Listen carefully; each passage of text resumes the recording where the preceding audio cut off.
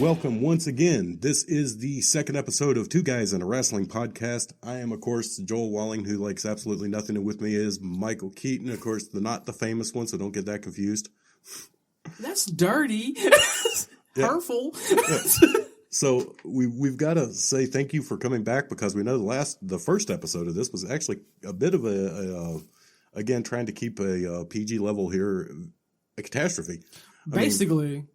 We were AEW, basically. Our virgin broadcast was much like a virgin on prom night and almost finished before it got started. Pretty much.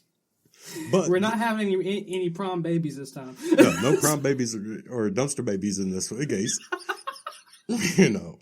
So we are back again, and this week... I think it's prom season now, by the way. It might be. I don't know. I don't know. I haven't been to prom in... No, it's not. Sorry, they graduated already. Sorry, y'all. No dumpster babies this time. Yeah, so this week we're doing something a little... Well, actually, you can't get much more different than what we did last week, because last week was, like I said... It was a cluster. Yeah, it was a fluster cluck. It was a fluster cluck. Yeah. Not a chicken cluck, as Kenny is, but a... Oh, we did get into the chicken clucking adventures of Kenny Omega. That'd be an awesome YouTube show. Like, I would pay to see that. I really would. Yeah, he would actually... Put that on YouTube Red. And awesome. and knowing Kenny Omega, he probably would do it. If Kenny's listening right now, you should do that. I would charge top dollar for that. And like I said, knowing Kenny Omega, if he's listening, he probably would do it. I mean, he's hoarding himself out for less. I mean, basically. So, as I admitted in the description and everything else, I hate everything, basically, with this... You hate everything that has to do with the new generation of wrestling. Pretty much. It's been a constant kind of back and forth thing with me.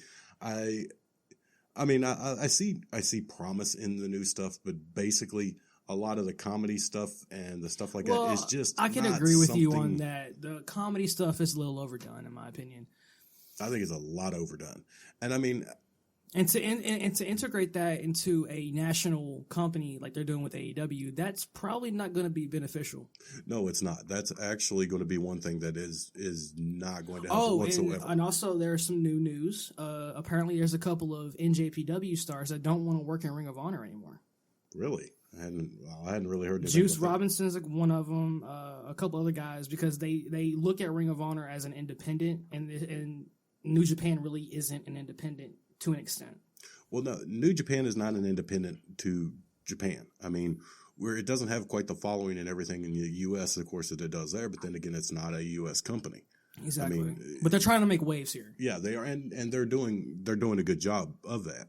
They do have a lot of things, and Wrestle Kingdom is one of the bigger things that's got on pay-per-view and stuff here. So they're treated differently. But of course, I mean, New Japan's been around ever. Yeah, it's been around forever. 1957, I think. Isn't that the one it was Giant Baba? I think owned so, and started? Yeah. So it even has ties back into the NWA and WCW. Yeah, because, I mean, they had an inner working... I mean, WCW's NWO idea came from New Japan. It was an idea that Bischoff saw work in Japan, the new leaders against the old leaders, and then the NWO got born from that. Yeah, and actually the NWO stayed working in Japan long after the NWO here dissolved. That's why a lot of... if you look at the Bullet Club now, it's like the NWO to an extent. Yeah, it was. It really, especially at the beginning. Yeah. It was the outsider guys kind of coming in and doing something completely different, and it was not something that the Japanese crowd had ever really seen. No. So that was something that they brought in that really changed the landscape of Japanese wrestling. And the reason why Jon Moxley will not be at the G1 in Dallas is because he's in B block competition, not A block competition. I still think it had more to do with the fact that and also AEW has top billing on his contract if they need him for a certain date. And really, we were talking about this yesterday. Moxley or Ambrose, whatever you want to call a guy, is very injury prone. Oh, definitely. And to have him compete in a long tournament, because the G1 is a long tournament, have him competing in a tournament like that, it's not guaranteed that he's going to make it all the way through. Well, I mean, it's not even looking at that. I'm looking at if I'm AEW and I've put all this money, and they had to pay him some money. Oh, definitely. Because right now the main names and for AEW are Cody Rhodes, The who Young was Bucks. a mid-carder at best. I don't really put the Young Bucks in as the main name because other than Ring of Honor and stuff like that. I mean, to the hardcore fans, they're a main name. Yeah, to the hardcore fans. But I'm talking to the casual viewer, probably not. To the people they're going to be able to put on a poster for a pay-per-view and sell it. Yeah. You know, if I look at the Young Bucks, I'm going to look at them and go, who are those goofy bastards? It reminds if I look at Jericho, it reminds me of the Rockers. Yeah, actually, they do. They do kind of have that rockerish feel to them with a little more goofball. Yeah. I mean, let's face it, Jannetty and Michaels were more serious. Yeah. Especially Jannetty for his part. Oh, definitely. I mean... And then, like, the whole thing, you know, and then they broke him up, and Shawn will go on to have a great career after that, but also be a prick in the process. Yeah. He was always a prick. But even more so. Him and Jannetty used to... I mean, come on, he lost his smile. That was the dumbest thing I think I've seen ever in wrestling. I got to relinquish the title. I lost my smile. Yeah, he lost his smile. He relinquishes the title because he wanted to go home for the summer. Yeah. That dude, for everything Shawn Michaels is in wrestling, and he is a great competitor. He's one of the top guys. His in-ring skills are second to none. Are amazing. I would love to see him in AJ back whenever Michaels was in his prime and could still go. Oh yeah, even not even really in his prime. If AJ had came to the WWE when Michaels did his second run in 2003, yeah, AJ was still a little young, a little reckless, but he was coming into that settled down style. He was the phenomenal AJ Styles then. Oh, definitely. You could see, I mean, granted, he's not at the level he is now, or wasn't at the level he is now. No. But he's still, him and Michaels could have put on barn burners. They would have definitely. That could have been WrestleMania main event, whatever. Easily. Or second to main event. Easily, it could have been a main event of WrestleMania. Because, I mean, what do you think of this women's evolution? Are you liking what they're doing with the women now or not? Sadly, with me personally, they kind of burned me out on it. When it first got started, when it was Charlotte and Becky and Sasha Banks, Charlotte Flair, Becky Lynch, Sasha Banks, Bayley, Paige, the Bellas, and to the extent of the Bellas, I was never a huge fan of theirs. I mean, I liked them in the beginning. I did like the heel version. Oh, definitely. Especially when the Bellas were together, when Nikki wasn't, which kind of screws around with the fact that they were being heels and both of their husbands at the time or their boyfriends at the time were faces. Well, here's the thing. Nikki and John never got married. That's what I said, husbands or boyfriends. Yeah, because John's like, no, I'm good. And I think the reason why, and this was released by People magazine, that whenever John wrestles big sweaty guys, he gets a chubby. I'm just saying. It could have been maybe Vince McMahon ain't the only one there that likes big sweaty men. Probably not, because I mean, literally at WrestleMania when he went against Taker, you can see it. It stands in attention. Well, it kicked it at 2.5. I told you that when you were talking about that the other day. I was like, I've actually saw a YouTube video of clips together of how many times John Cena got wood during a match. It kicked out at 2.5. Yeah. That's the Super Cena. That's Super Cena. Actually, that would be bad to kick out at 2.5. I mean, 2.5 minutes. Damn. That'd be a false finish. Yeah, that'd be a false finish. That would be tight. That would be the sexual version of Titus O'Neil tripping and sliding all the way under the ring. Dude, just give him a snorkel. Would have been great. Yeah, that would have been. But find a girl on 7th Street. Oh, don't it's like, don't even bring that in here. Damn. That'd be bad. Yeah. But knowing Titus, he probably would, just to get paid for it. Who knows? Titus. They were riding him, though, that entire flight back. Oh, God. They didn't stop. They showed the replay. Like, 5 times? At least. And then it's like, the next night or the next time, they just kept hitting at it and hitting at it and hitting at it. And Titus World Slide. Titus World Slide. They were putting all this stuff up. It was freaking hilarious. But the women's evolution has actually been. It got to a point that the women's matches used to be the bathroom break. I'm not even going to try to hide that. Come on, dude. Let's not call them women's matches. The divas matches. Oh yeah, divas matches. Back when it was the divas. Yeah, they were basically time to catch a quick nap. Yeah. If you're watching Raw. If you actually look over or listen to some of the other wrestling podcasts, which you shouldn't do unless you listen to this one first. Because this one's awesome. It's the best podcast in the universe. You listen to some of the others, and they talk about the fact that John Laurinaitis, who was the head of talent relations after JR. I can't do his voice, so don't ask me to. Something like that. He sounds like he has strep throat. Constantly. He couldn't get over it in America. But, that was like when when he started hiring, he did not look for athletes. He looked for models. He would go through Victoria's Secret catalogs and be like, contact that girl, and contact that girl. Well, a lot of that probably had to do with Vince, too, because Vince wanted to get his rocks off. Yeah, and that's true. Vince did. He did have that kind of a mentality to him because at the time he didn't look at women's wrestling seriously. He thought that basically they were all there for eye candy and arm candy for the males. Which that's fine if that's a lot of them were, and look at Trish Stratus. She started off as a manager, and she became one of the greatest women's wrestlers of all time. Yeah, she actually was someone that had skill. Ivory, there were plenty. Jacqueline, Lita, there were plenty in there that had skill.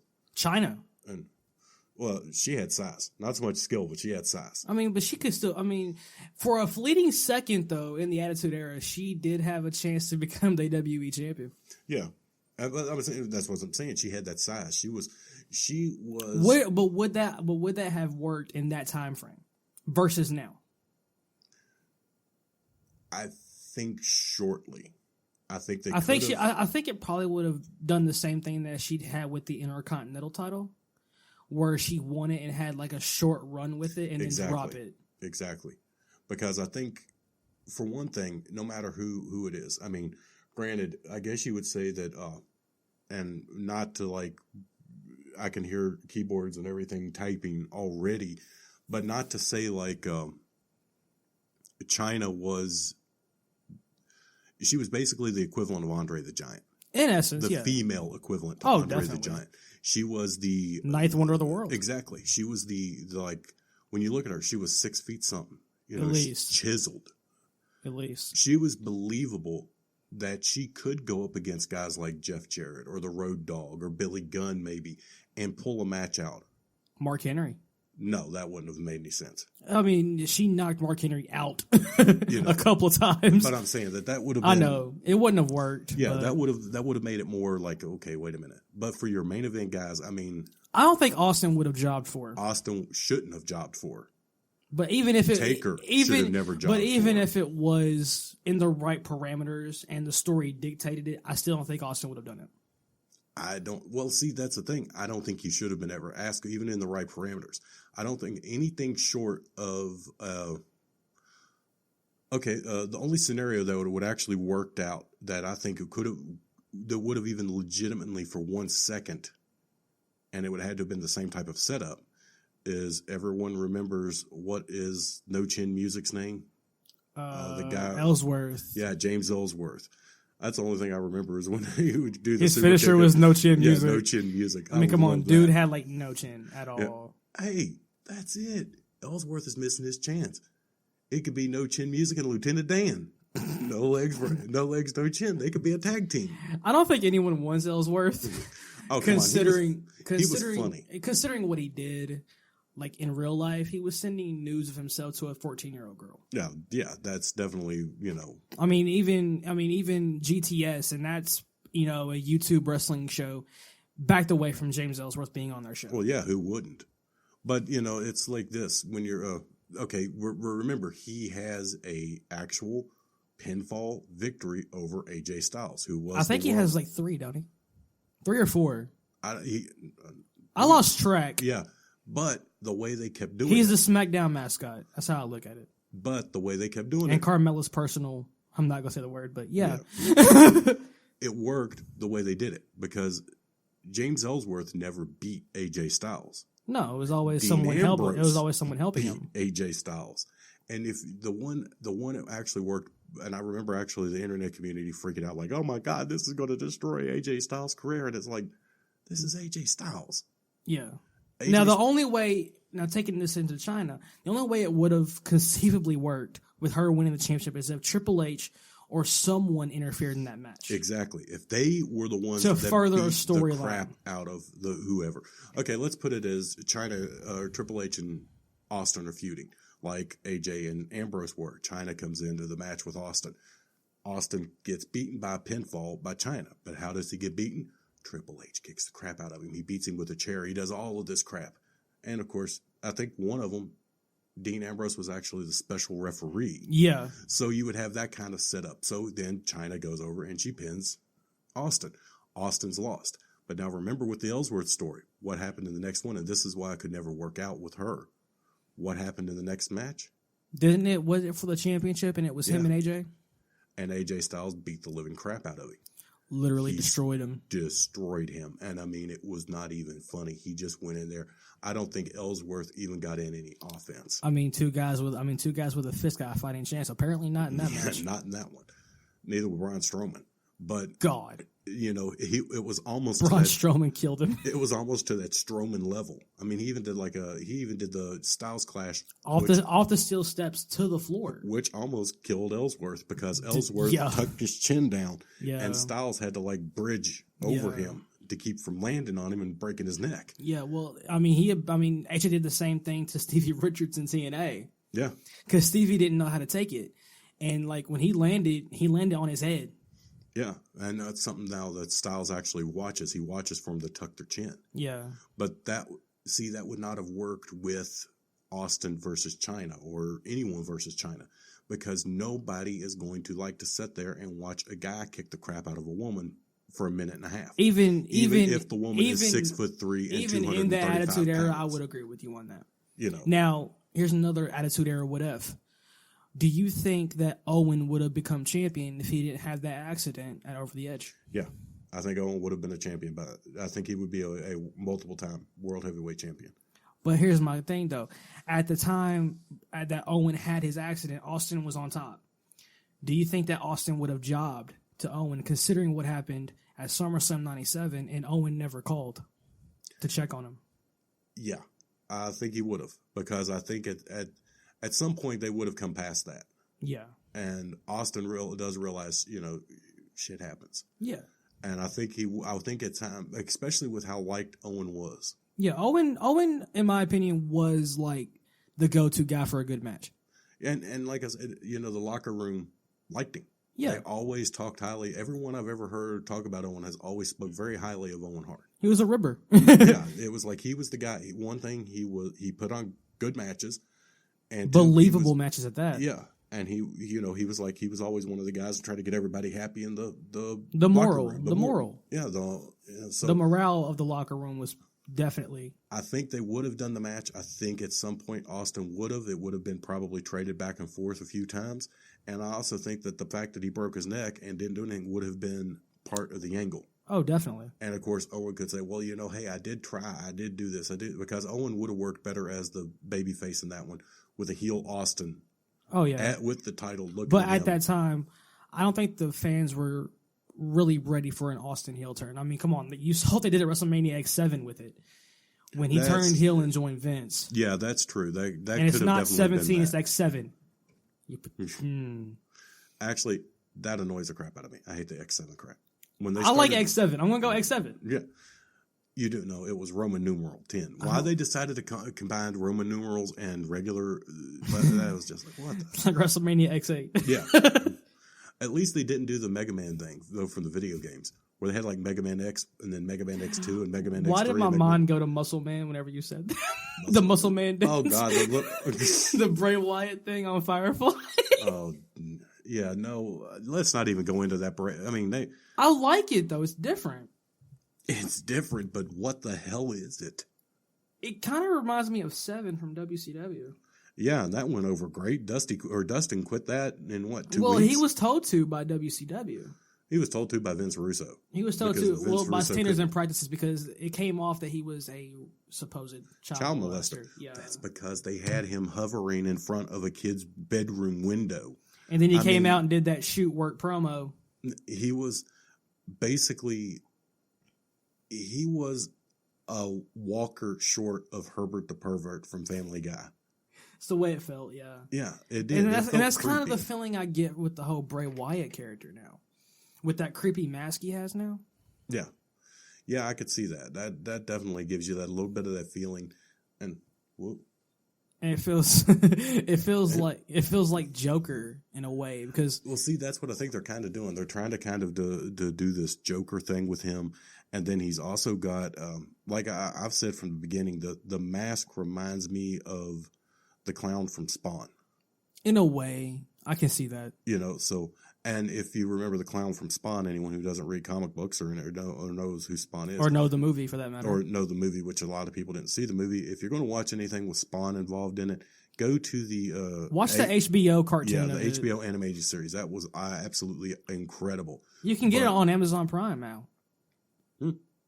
It's on my watch list. Yeah, it was really good. It was really incredible. But anyway, the clown, they call him the Killer Clown or whatever. I forgot what they called him. Yeah, it was Killer Clown. Was it Killer Clown? Yeah, because he was the human form of a demon called the Annihilator.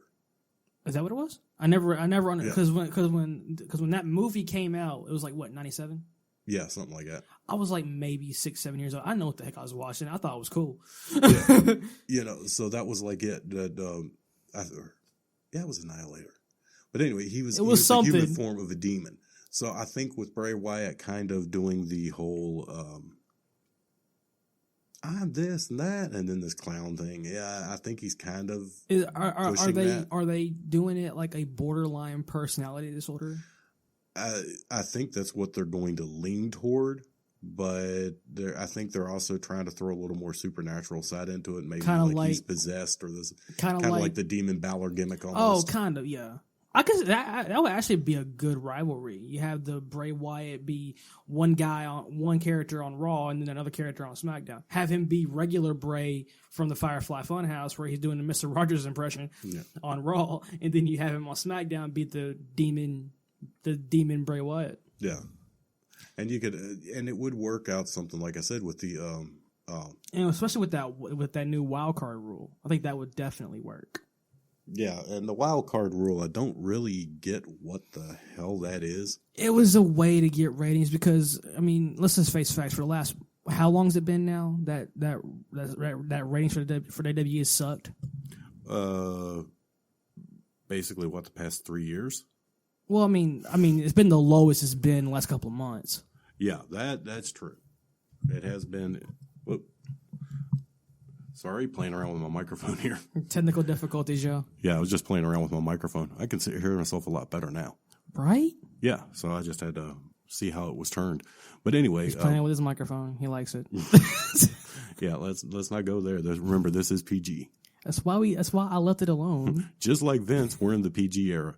Well, so no more Trish crawling on her hands and knees and barking like a dog. That was horrible. Paul Heyman's line at that. Oh my god. Hey, Mom, I came to Washington. I'm going to get to see Bush.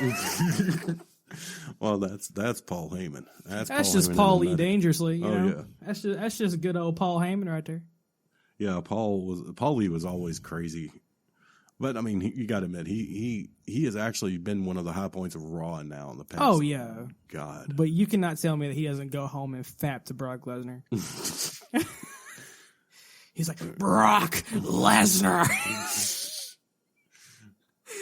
Maybe. Welcome to Two Guys in a Wrestling Podcast, the FAP edition. Yeah. Well, at least we got a FAP edition. For the other day, we had Chicken Lover edition. Folks. What is wrong with us? I just have to remind you of one thing, folks. This is a free podcast. You don't have to pay for it. You don't have to pay for this at all. No. But we hope you listen. So, actually, before we have navigated away from everything we planned. Yeah. Well, actually, the only thing we planned is you wanted to show a match. Oh, yeah. The Kenny Omega versus the little girl from Japan.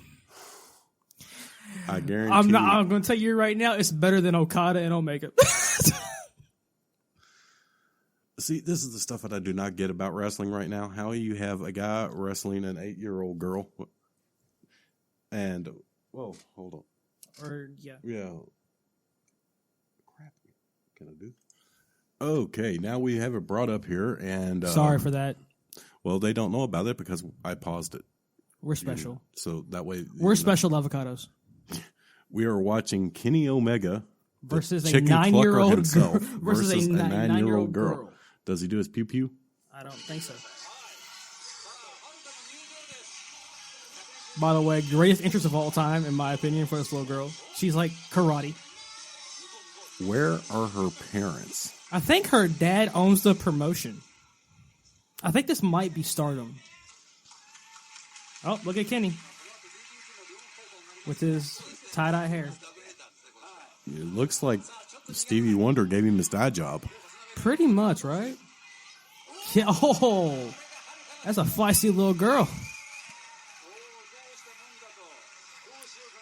And it does look like you could pick up some of the Oh, he dunks it. commentary. Oh! Right Kicking in it, huh? right in the chicken clucks. Oh! Roundhouse kick to the head there. And Kenny's like, nope, you're not doing that to me. Oh, come on, get off the hair. Yeah, see, this is right here. This is what I don't get. Well, I mean, how could... It's And Japan. Wasn't he supposed to be a face at the time? I don't know if he was a face. No, at this time I think he turned heel. Okay, well, at least that makes sense. And that no man should have a little girl in that position. That's just fucking wrong. Look at this girl, though, man. Look at this girl. Little whirly bird Hurricane Rana. It's Japan. What is she, like two She's pounds? like, she's like 2 pounds. Well, good 619. Yeah, that wasn't bad. I mean, the little girl's got Oh, gymnastics talent. Okay. And broken back. And that is screwed up. And that's what I'm talking about. How in the you're gonna have a grown ass man do a backbreaker on a child? And she's selling it like $1 million right now. Well, it probably Okay, you're not Hogan, so stop with the posing, bro. At least he didn't do the pew pew pew. No, he hasn't pewed yet. And now he's pulling her hair. Oh. And now he just slammed her into the turn. This is freaking ridiculous. How long is this damn thing? Are you fucking kidding me right now?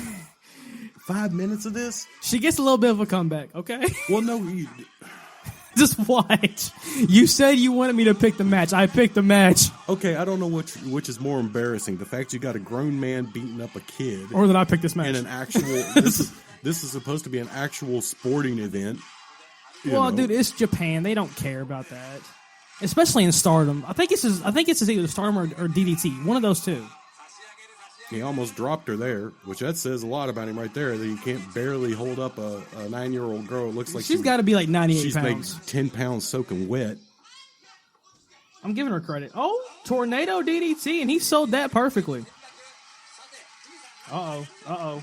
What's going to happen here? She's getting the crowd into it. She's making the big comeback.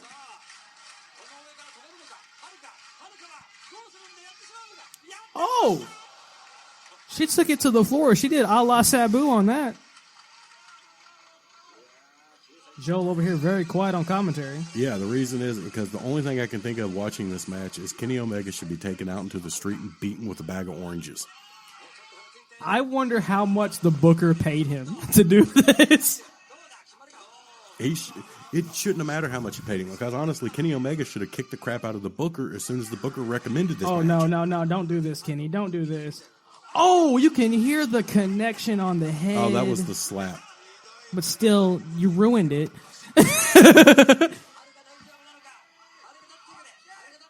Okay. He said, okay, we're going to do this now. Yeah. Okay, that girl is, she's out. She's dead. No 9-year-old girl can take this much punishment. No. And see, that's just wrong. That is wrong. Kenny Omega basically just picked her up like he was about to lover her. No. Okay. It's done. And it was Stardom. He's just holding her. At his crotch. Like, here you go. You got her back now. And that's your best bout machine. That's the guy that went an hour with Okada.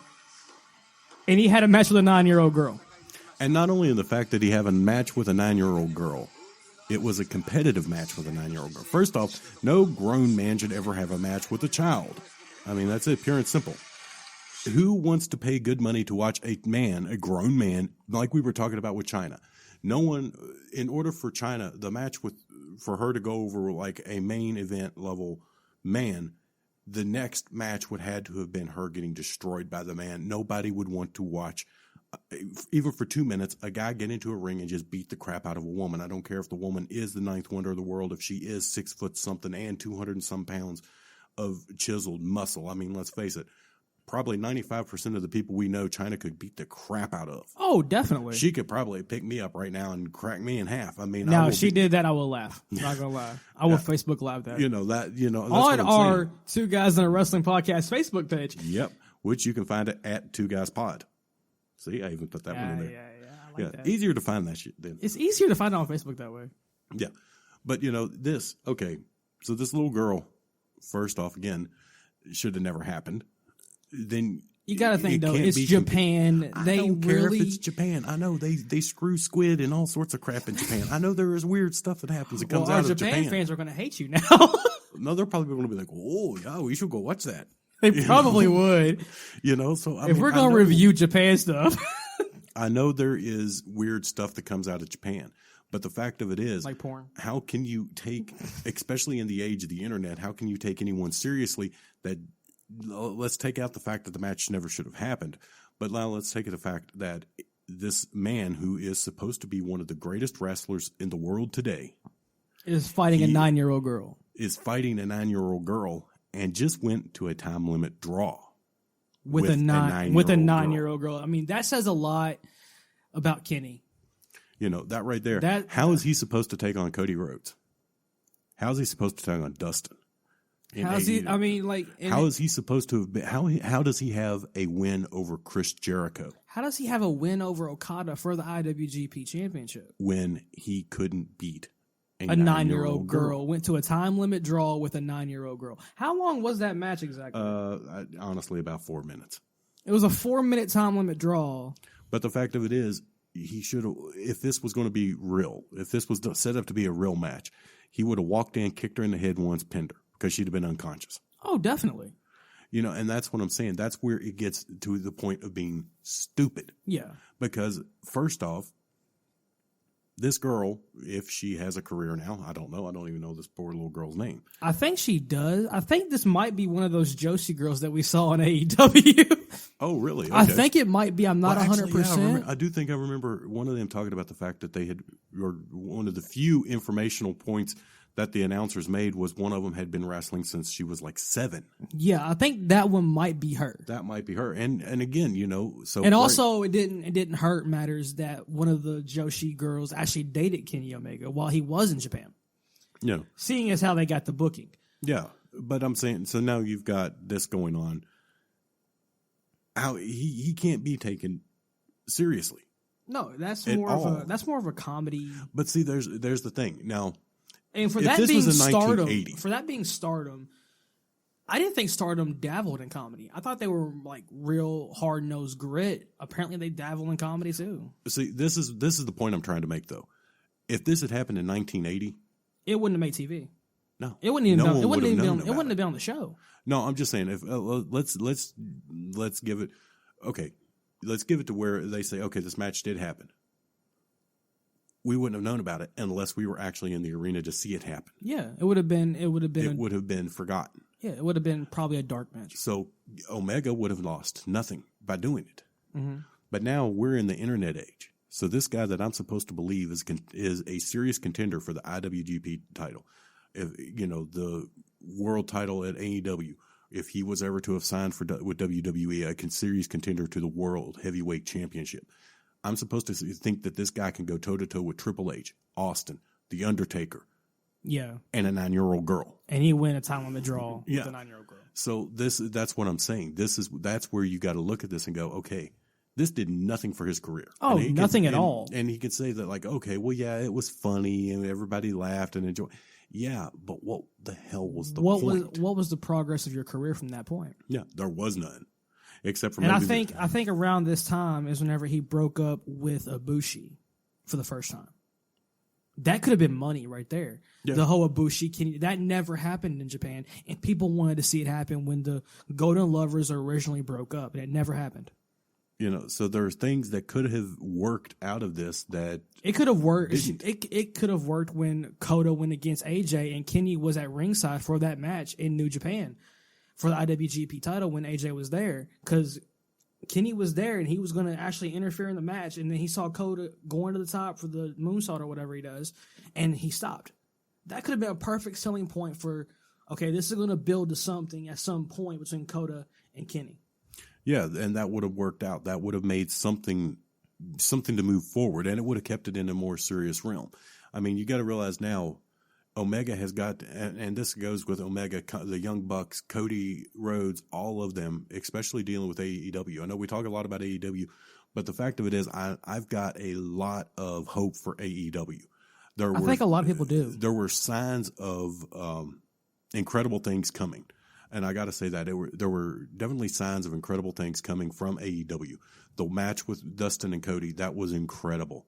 It went back to 1985. Even the match between Omega and Jericho that could have went shorter was still a good match, and it had a lot of ups and downs. It had a lot of fight. It was a fight. It was a seesaw battle. That was a good match. But you cannot put those type of matches on the same card as a guy wrestling a 9-year-old girl, a guy in a battle royal with no legs, or a guy being resurrected by dicks.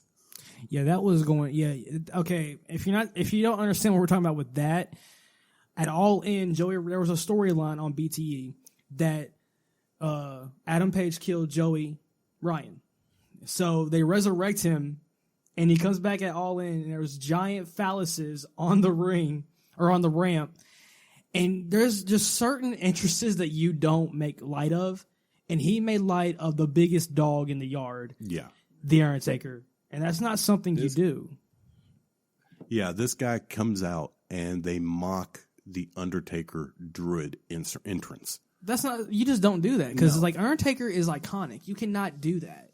You just don't. I mean, you can mock other entrances. I mean, come on. You have Stone Cold ET out there doing something about Stone Cold Steve Austin. You have Shark Boy doing Stone Cold Steve Austin. You have Black Machismo. Yeah, Black Machismo. You had in WEW. You had the Croc. No. He wasn't called the Croc. He was called Smoke. But I call him the Croc because he was a knockoff Rock. Yeah. And you have that, but that's somewhat funny to an extent. But then you make fun of an entrance by a dude who's given his life to this business. I mean, come on. Broken foot in a Hell in a Cell match with Mick. He's had a broken nose, a broken face. He's broken ribs. Dude's half titanium. He's a freaking transformer. And he's needed a hip. He's got it. He finally got the. He finally got it. He finally got it. Yeah. But the only reason he actually went probably from if what I was reading was correct, something in the neighborhood of 5 years needing the replacement.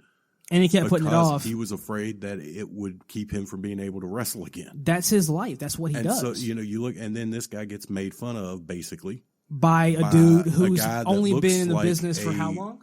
I have no clue. I mean, he's probably been maybe for, let's give him credit, probably 10 years. Let's just give him credit, okay? Okay, he'd been in for 10 years, but the fact of it is he looks like, describe him as Jim Cornette puts him, as an undercooked dinner roll with pubic hair on it. It's not just he's a 70s porn star. Basically, that's the gimmick.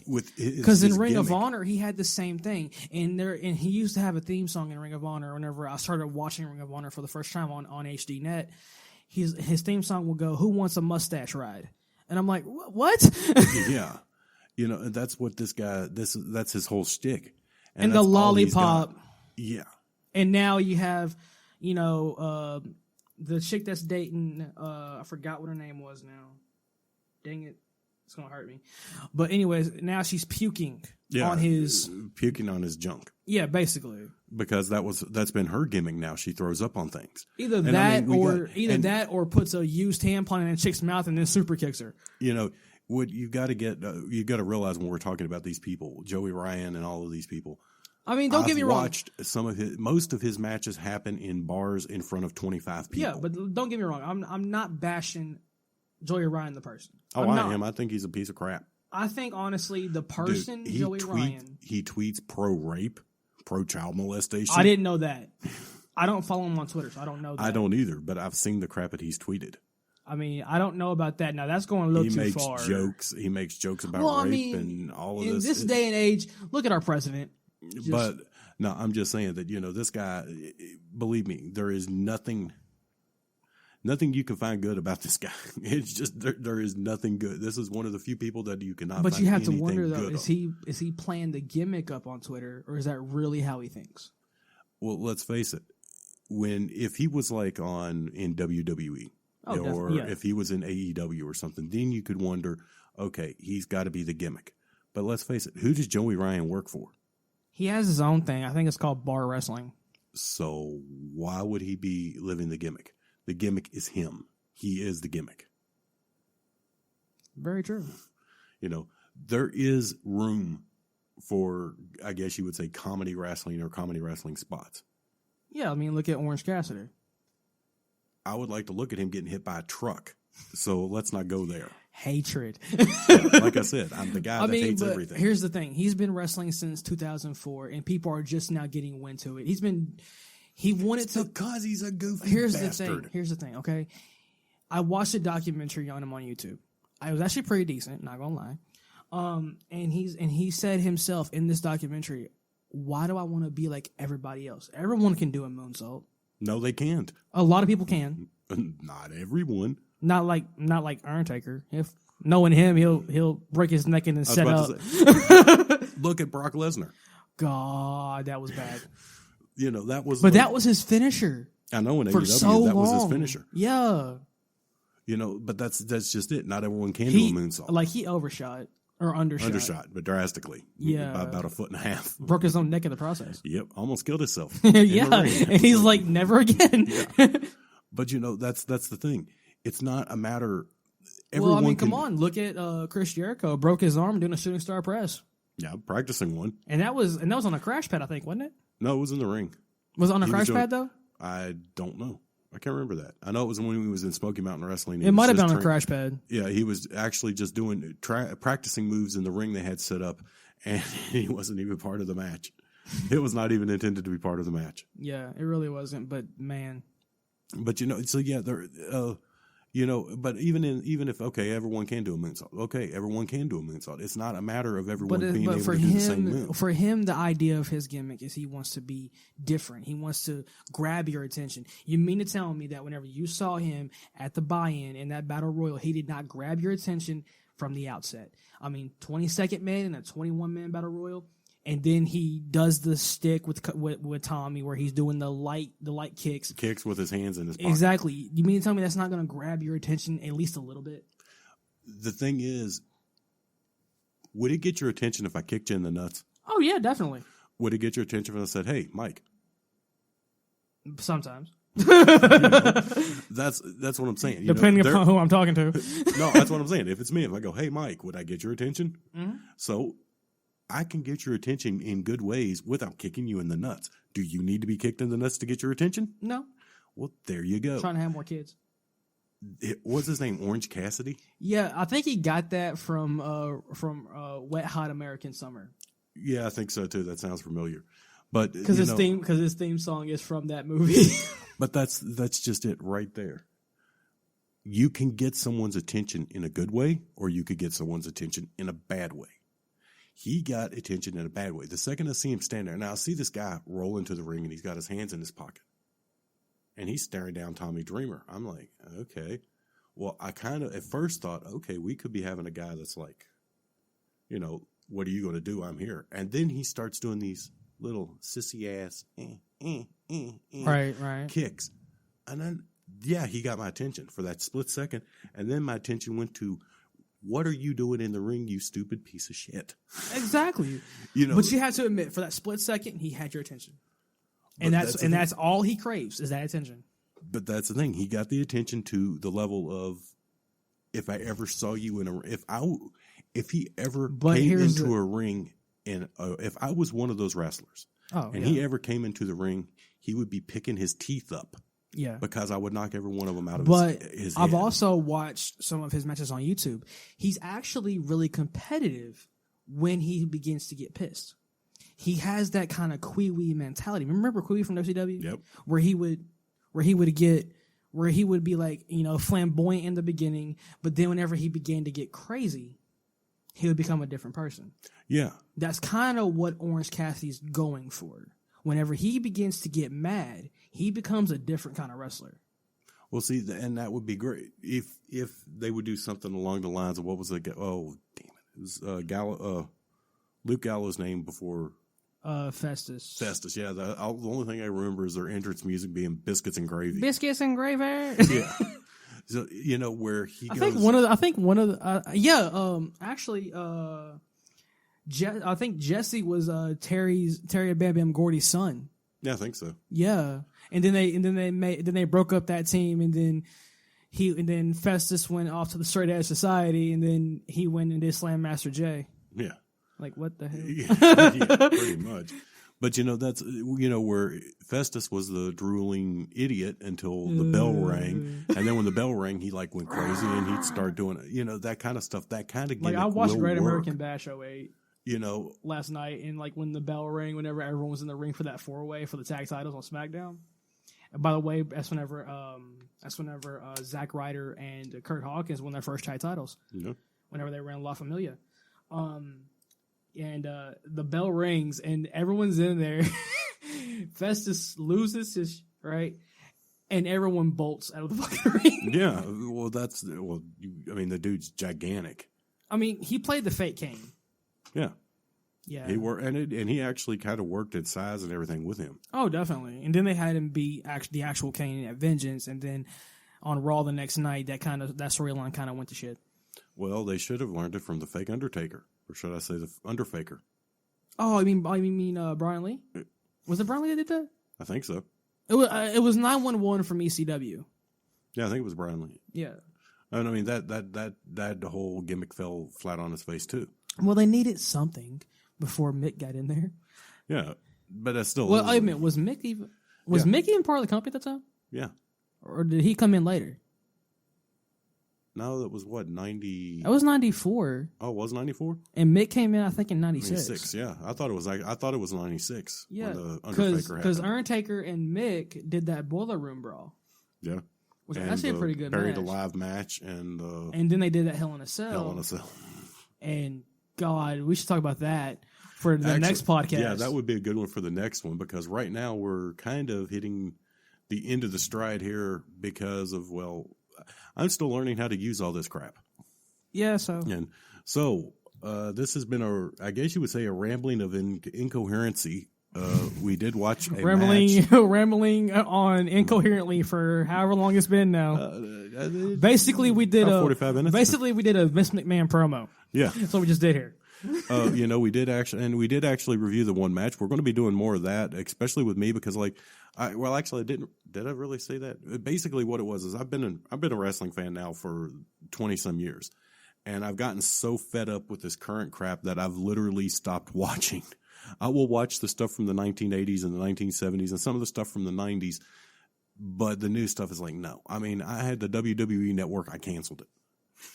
The reason I canceled it, and did you hear that, Vince? He canceled it.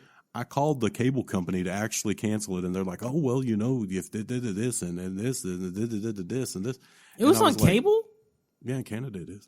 Seriously? It's an actual channel in Canada. Yeah, that's amazing. Why can't we have that here? And they play the pay-per-views and all that stuff on the channel. Why can't we have that here? I don't know. That's just because we're in America. Yeah, in Canada, you actually had the station. You just actually turned on and.